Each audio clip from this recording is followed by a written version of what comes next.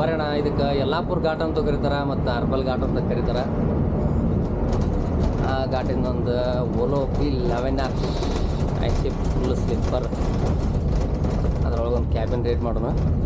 ನಾನು ಕ್ಲಿಯರ್ಕೆ ಮಾಡೀನಿ ಮತ್ತು ಈ ರೋಡೊಳಗೆ ಈ ಘಾಟ್ ಒಳಗೆ ಒಳ್ಳೆ ಯಾವುದೇ ಲಾರಿ ತೊಗೊಂಡು ಒಳ್ಳೆ ಡ್ರೈವರಾಗೂ ಕೂಡ ಗಾಡಿ ಓಡಿಸ್ತೀನಿ ಈ ರೋಡೊಳಗೆ.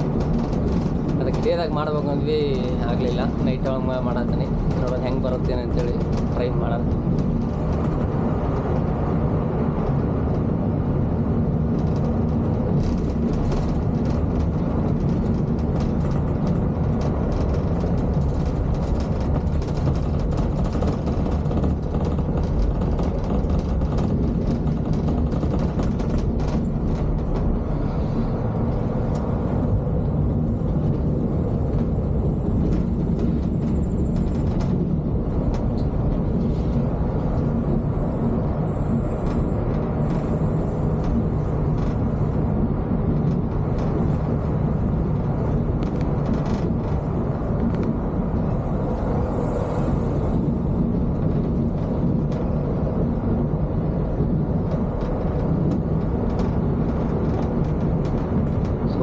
ಸ್ವಲ್ಪ ಮುಂದೆ ಗಾಡಿ ಬರಲಾರ್ದಂಗೆ ಸಖತ್ತಾಗಿ ಸ್ವಲ್ಪ ವಿಡಿಯೋ ಕ್ಲಾರಿಟಿ ಬರುತ್ತೆ, ಗ್ಲಾಸ್ ಕ್ಲಾರಿಟಿ ಇಲ್ಲಿದ್ರದ್ದು. ಅದಕ್ಕೆ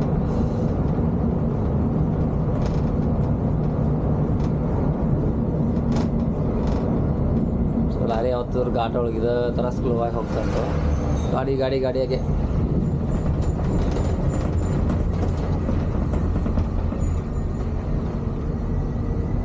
ನೈಸ್.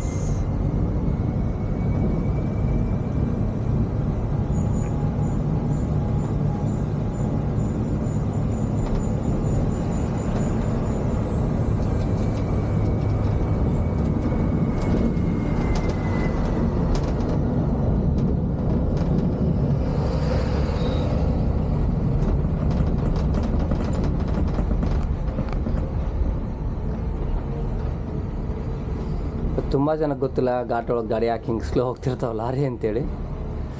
ಏನಕ್ಕಂದ್ರೆ ಅವರು ಕಂಟಿನ್ಯೂ ಬ್ರೇಕ್ ಮೇಲೆ ಅಪ್ಲೈ ಮಾಡಿ ಅವಕ್ಕೆ ಬ್ರೇಕ್ ಲೈನರ್ ಅಂತ ಕರಿತೀವಲ್ಲ, ಹೀಟ್ ಆಗ್ಬಿಟ್ಟಿರ್ತಾವೆ ಬ್ರೇಕ್ ಲೈನರ್ ಮತ್ತು ಡ್ರಮ್ಮು ಕೂಡ. ಅವು ಹೀಟ್ ಆದ ತಕ್ಷಣ ಅಂದರೆ ಗಾಡಿ ಅವ್ರು ಬ್ರೇಕ್ ಅಪ್ಲೈ ಮಾಡಿದ್ರು ಗಾಡಿ ಸ್ಟಾಪ್ ಆಗೋಲ್ಲ. ಸೊ ಆ ರೀಸನ್ಗೆ ಎಲ್ಲರೂ ಸ್ಲೋ ಆಗಿ ಹೋಗ್ತಿರ್ತಾರೆ. ಅವ್ರು ಲೋಡ್ ಗಾಡಿ ಇರುತ್ತಲ್ಲ, ಹಾಗಾಗಿ ಖಾಲಿ ಗಾಡಿ ಇದ್ದರೆ ಅವರು ಕೂಡ ಬರ್ರ ಅಂತ ಹೇಳ್ತಿರ್ತಾರೆ.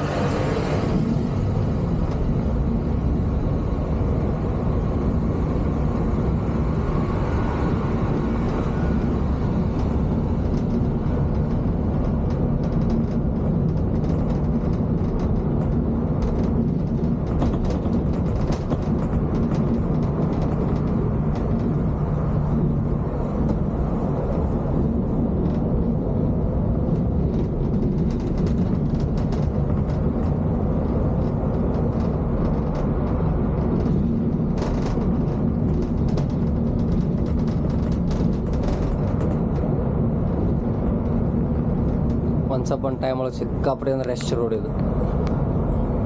ಫುಲ್ ಲಾರಿ ಎಲ್ಲ ಓಡಾಡ್ತಿದ್ವಿ ಇಲ್ಲಿ ಅವಾಗ. ಮೈನ್ಸ್ ಲಾರಿ ಎಲ್ಲ ಫುಲ್. ಅವಾಗ ನಾವು ಮೈನ್ಸ್ ಓಡಿಸೋ ಒಳಗೆ ಇಲ್ಲಿ ಓಲೋ ಬಸ್ನವ್ರು ಆಯ್ತು, ಹೊಳ್ಳಿ ಪ್ರೈವೇಟ್ ಬಸ್ನವ್ರು ಆಯ್ತು, ಯಾರೂ ಬರೋಂಗೇ ಇಲ್ಲ. ಅಷ್ಟು ರಶ್ ಇರ್ತೈತಿ ರೋಡ್, ಅಷ್ಟು ಬಿಜಿಯೆಸ್ಟ್ ರೋಡ್ ಇದು.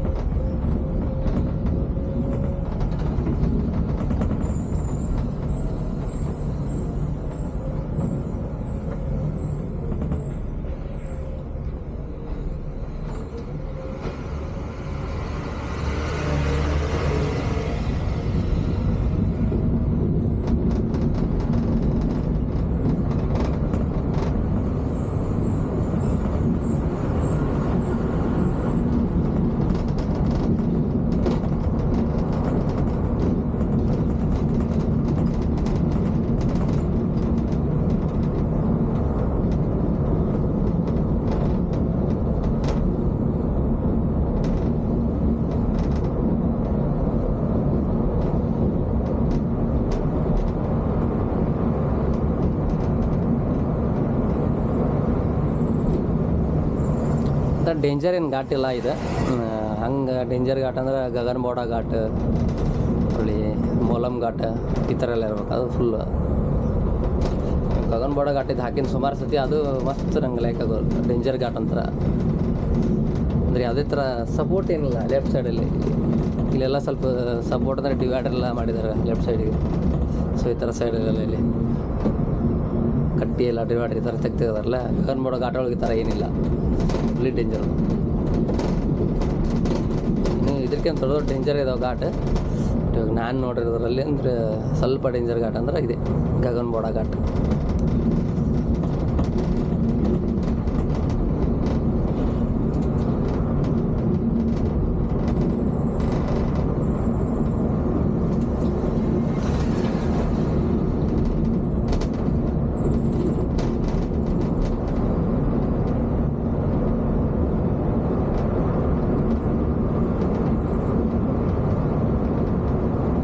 ಸೊ ಇಲ್ಲಿ ಲಾರಿ ಹೊಂಟಿದ್ದು ನೋಡಿ, ಅಷ್ಟು ನಿಧಾನಕ್ಕೆ ಹೋಗ್ತಿರ್ತಾರೆ ಇವರು.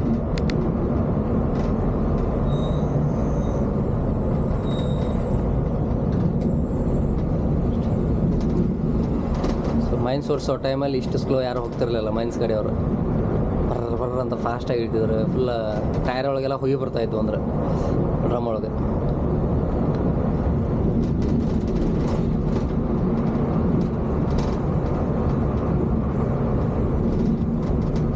ಅದು ಅಂತಲ್ಲ, ಓಲೋ ಬಸ್ಸಿಗೂ ಆದರೂ ಬರುತ್ತೆ ನಿಮ್ಗೆ. ಹೊಸದಾಗಿ ಬ್ರೇಕ್ ಪ್ಯಾಡ್ ಅಂತ ಹಾಕಿರ್ತಾರಲ್ಲ, ಅವಾಗ ಕಂಟಿನ್ಯೂ ಹಿಂಗೆ ಕಾಟಿ ಹೋಗಿ ಮುಂದೆ ಬರ್ರ ನಾವು ಕಂಟಿನ್ಯೂ ಜಾಸ್ತಿ ಬ್ರೇಕ್ ಅಪ್ಲೈ ಮಾಡಿದ್ರೆ ಬಂದವರು. ಬಟ್ ಸಣ್ಣ ಘಾಟ್ ಇರುತ್ತಲ್ಲ, ಹಂಗಾಗಿ ರಿಟೈರ್ಡ್ ಮೇಲೆ ಅಪ್ಲೈ ಮಾಡ್ಕೋತ ಹೋಗ್ತಿರ್ತೇವಲ್ಲ, ಹಂಗಾಗಿ ಜಾಸ್ತಿ ಲೋಡ್ ಕೊಡೋಲ್ಲ ನಾವು.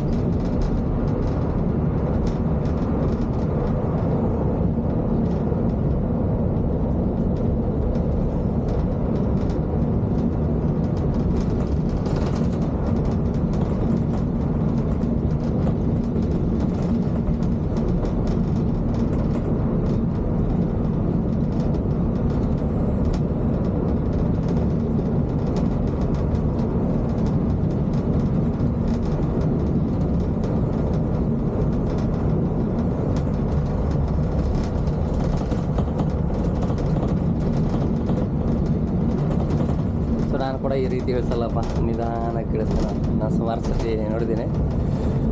ಕಂಡಳ ಘಾಟ ಎಲ್ಲ ಇಳಿಸಿದ್ದೀವಿ ನಾವು ರೆಗ್ಯುಲರಾಗಿ. ಬಾಂಬೆ ಪುನಃ ಈ ರೋಡಲ್ಲೆಲ್ಲ ನೋಡಿರ್ತಾರಲ್ಲ ಘಾಟಗಳನ್ನು. ಇಲ್ಲಿ ಫುಲ್ ಹೈವೇ ಇರುತ್ತೋ, ಇಷ್ಟು ಟರ್ನಿಂಗ್ ಸರಿಯಿಲ್ಲ, ಹಾಗೆ ಜಾಸ್ತಿ ಅಪ್ಲೈ ಮಾಡ್ತಿರಲ್ಲ, ಹಂಗೆ ಬರ್ರ ಇಳಿದ್ಬಿಡ್ತೀವಿ. ಬಟ್ ಈ ಥರ ಘಾಟ್ ಇಳಿಸುವಾಗ ನಾನು ಮಾತ್ರ ನಿಧಾನಕ್ಕೆ ಹೋಗ್ತಿರ್ತೀನಿ.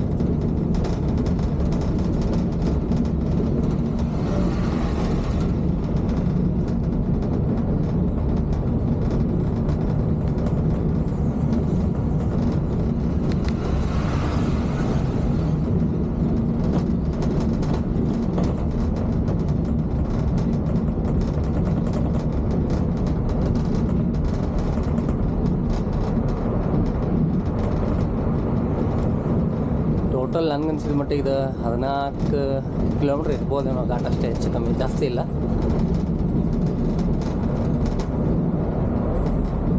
14-15 ಕಿಲೋಮೀಟ್ರ್ ಆಗುತ್ತೆ ಅಷ್ಟೇ.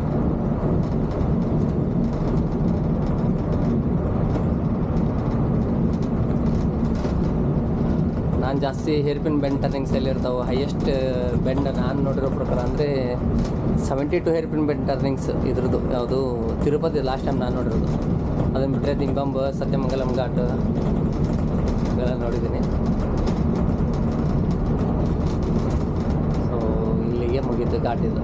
ಇಲ್ಲಿ ಲೆಫ್ಟ್ ಸೈಡ್ಗೆ ಒಂದು ಆಂಜನೇಯ ಗುಡಿ ಬರುತ್ತೆ, ಇಲ್ಲಿ ಬಂದ ಮೇಲೆ ಎಲ್ಲರೂ ಘಾಟ್ ಮುಗಿದು ಬಿಡ್ತಾರೆ. ಇದೆ ನೋಡಿ, ಇದೆ ಲೆಫ್ಟ್ ಸೈಡ್, ಇದೇ ದೇವಸ್ಥಾನ. ಇದು ಬಂದರೆ ಮುಗೀತು. ಹೋಗುತ್ತೋ ಆಂಜನೇಯ ಅಂತ ಹತ್ಕೊಂಡು ಹೋಗೋದು. ಇಳಿಬೇಕಾದ್ರೆ ಗಣಪತಿ ಬಪ್ಪ ನಿಧಾನಕ್ಕೆ ಕರ್ಕೊಂಡು ಹೋಗಪ್ಪ ಘಾಟಿ ವಿಷಯ ಅಂತ ಕರ್ಕೊಂಡು ಹೋಗೋದು.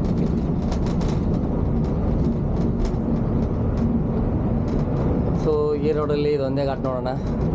ಇದನ್ನು ಬಿಟ್ಟರೆ ಅಪ್ ಟು ನಿಮಗೆ ಬಾಳೆಹೊಳಿ ಕ್ರಾಸ್ವರೆಗೂ ಯಾವ ಥರ ಘಾಟ್ ಹತ್ತಲ್ಲ, ಸಣ್ಣ ಪುಟ್ಟ ಈ ಥರ ರೋಡ್ ಟರ್ನಿಂಗ್ಸ್ ಬರುತ್ತೆ. ಮತ್ತು ಆಮೇಲೆ ಕಾರಲ್ಲಿ ಹೋಗ್ಬೇಕಂದ್ರೆ ಒಂದು ಚಿಕ್ಕ ಘಾಟ್ ಹತ್ತುತ್ತೆ ಅಲ್ಲೂ ಕೂಡ. ಅದಾದಮೇಲೆ ಮತ್ತು ಮುಂದೆ ಮಂಗಳೂರು ಹೋಗೋತ್ತಲ್ಲಿ ಯಾವುದು ಬರೋಲ್ಲ. ಬಿಟ್ಟರೆ ನಿಮ್ಗೆ ಘಾಟ್ ಹೊಡಿಬೇಕಂದ್ರೆ ಕರ್ಮನಿ ಘಾಟ್ ಅಂತ ಒಂದು ಬರುತ್ತೆ, ಕಾರವಾರ ದಾಟಿದ ಮೇಲೆ ನಿಮಗೆ ಗೋವಾ ಹೋಗ್ಬೇಕಂದ್ರೆ ಸಿಗುತ್ತೆ. ಆ ಘಾಟ್ ಹೊಡಿಬೇಕಂದ್ರೆ ಮಾಡ್ಬೋದು, ಯಾರು ಬರೋರಿದ್ದು ಈ ಕಡೆ. ಸೊ ಈ ಘಾಟ್ ವಿಡಿಯೋ ಕವರ್ ಮಾಡಿರಲಿಲ್ಲ ನಾನು, ಸೊ ಇದಕ್ಕೆ ಇವತ್ತು ಕವರ್ ಮಾಡಿದೆ. ಮತ್ತು ಯಾವ ಥರ ನಿಮ್ಗೆ ಘಾಟ್ ಗೊತ್ತಿದ್ರೆ ಹೇಳ್ರಿ, ಆ ಥರ ಘಾಟ್ ವಿಡಿಯೋ ಮಾಡೋಕ್ಕೆ ಟ್ರೈ ಮಾಡ್ತೀನಿ.